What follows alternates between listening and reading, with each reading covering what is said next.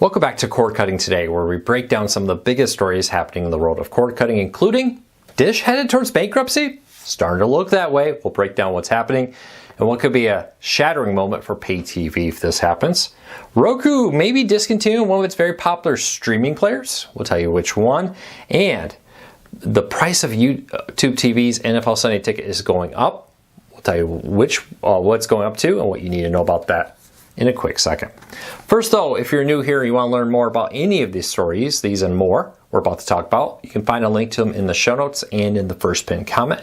I'll put a link to each story there so you can read them for yourself. If you're new here, consider hitting that subscribe button or hitting that thumbs up. Doing one or both lets YouTube know you enjoy what we do here, so they recommend our videos to more people, helping us out.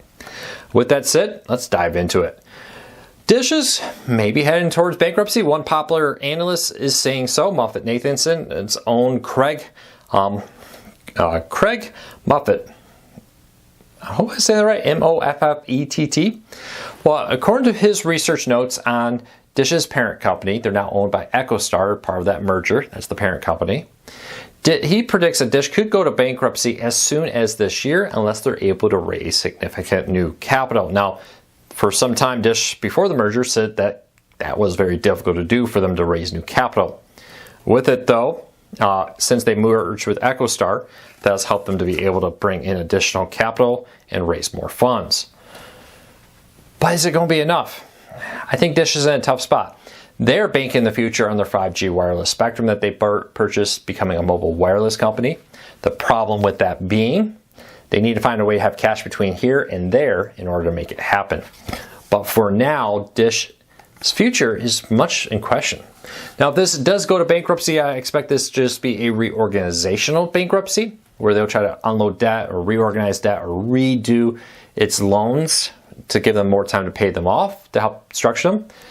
I do like the direction Dish is heading with EchoStar with its wireless service, but for now, it seems that they need to find a way to get there to finish the build out of their 5G network.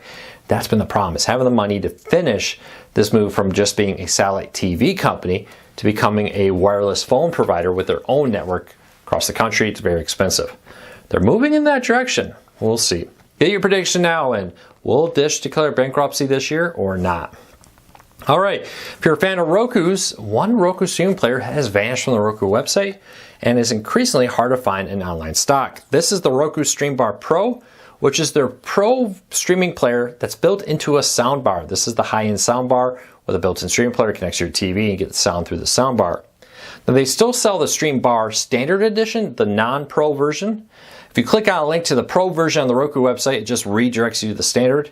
I searched on Best Buy, and within 100 miles of me, 2 stores had it, but each one only listed as having one left in stock. All the other local stores I had are all listing it as out of stock and not available.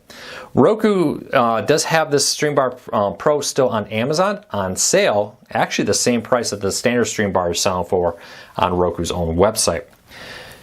Very typical behavior here for when Roku discontinues something. They rarely make a big deal of it and announce it. They just kind of quietly put it out there. Now, does this mean new stream players are coming? This isn't very typical behavior of Roku for when a new version is coming. Usually they'll sell the old version until they run out of stock. Maybe that's what happened. Maybe they're running out of stock faster than expected. We'll see. We are due for a refresh of some Roku streaming players. We had none last year and more coming this year. We'll wait and see what happens, but Roku seems to be investing heavily into the into its Roku TV line. We'll see. But for now, if you want a Roku soundbar and you really want the Pro one, hustle to get it before it completely goes out of stock in all the markets.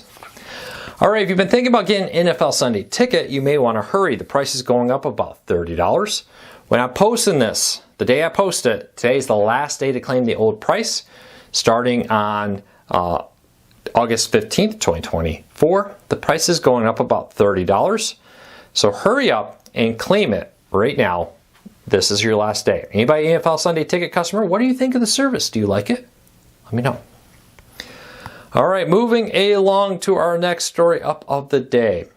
With this, the new live TV streaming service Venue Sports may have a launch date.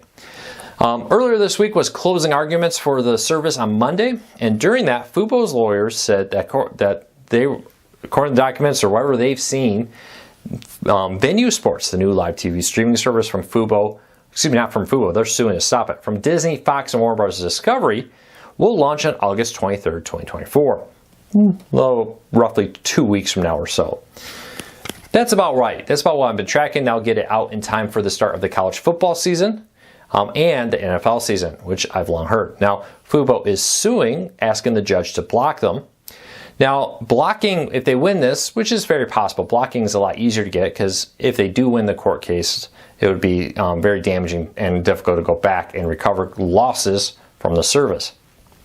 But we'll see what happens. I would not be surprised at all if the judge blocks this. That does not mean they're going to win the court case. It just means that the judge will basically say they have a legitimate case here, and while we figure out the case, we're going to put Venue Sports on hold. Of course, Disney, Fox, Warner Bros. Discovery are really unhappy about that, and they are intending to try to launch their service as planned. So we're going to have to wait and see what the judge does. Now, a few things with that. I fully anticipate that this service would be very damaging to Fubo. There's no way around it. If this launches, Fubo will suffer heavily, I believe, from customers switching from there to this Venue Sports, because most of Fubo's marketing is about the fact that it's a sports streaming service. And now they will be basically losing one of their key selling points with it. Now, Fubo still offers a lot of channels, YouTube TV and others do, that Venue Sports doesn't. No NBC-owned channels like the golf channels on this, no Paramount channels, and many others are not there. But for the most part, it does have many of the most popular sports channels.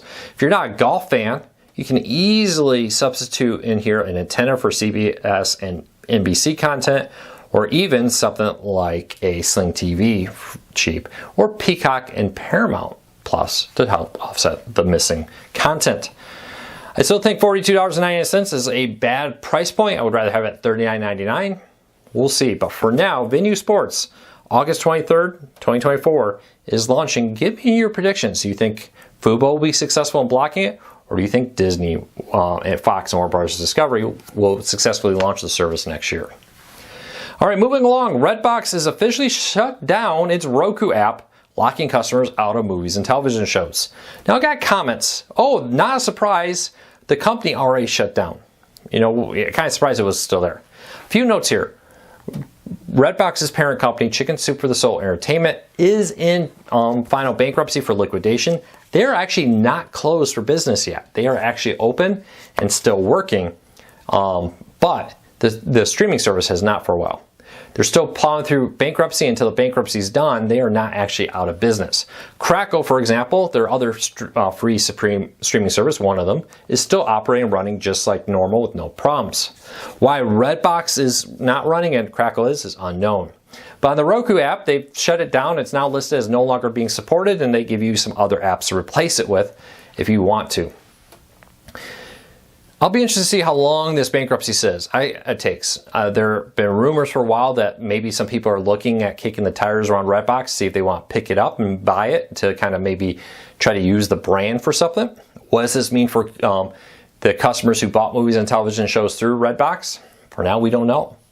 We'll have to wait and see. But Redbox, future of it doesn't look very good right now. But I just address those again. Its parent company is, yes, in bankruptcy to be liquidated, has not happened yet. So keep that in mind. Well, that's it for today. I hope you all have a fantastic day. I answered a bunch of questions in the comments. If you have a question for me, just start off with something like a question for Luke in the comments and leave it there. So I know it's something you want me to answer, and I'll do my best to answer them in the comments down below. Until next time, take care, be safe. I'll be back again real soon.